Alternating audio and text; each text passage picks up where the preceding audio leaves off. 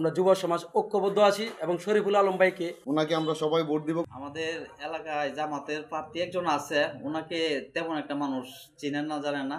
এই আজকে মা বোনরা এইভাবে মাঠে মাঠে ঘাটে ছড়ায় পড়ছে, এমন পরিবেশ আমি কখনো দেখি নাই। কিশোরগঞ্জ ৬ ভৈরব কুলিয়ারচর আসন থেকে বিএনপি মনোনীত প্রার্থী জনতা শরীফুল আলম সাহেবের পক্ষে গণসংযোগ করছেন কেন্দ্রীয় ছাত্র সংসদের সদস্য জাবেদ।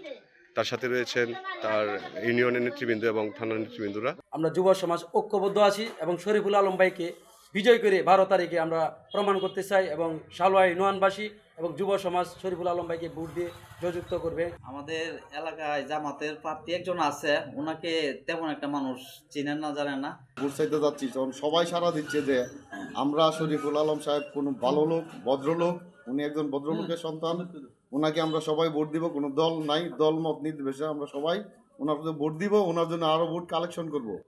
ইনশাআল্লাহ নির্বাচনী পরিবেশ 100%ই আছে, কোনো অসুবিধা নাই।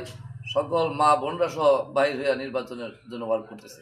আমরা আশ্চর্য, এই আজকে মা বোনরা এইভাবে মাঠে মাঠে ঘাটে ছড়ায় পড়ছে, আমরা কল্পনা করে আমার অতীতে কোনোদিন দেখিও নাই। আমার লাইফে আমি 15 থেকে 20টা নির্বাচনে অংশ করছি, ইউনিয়ন নির্বাচন সহ, এমন পরিবেশ আমি কখনো দেখি নাই।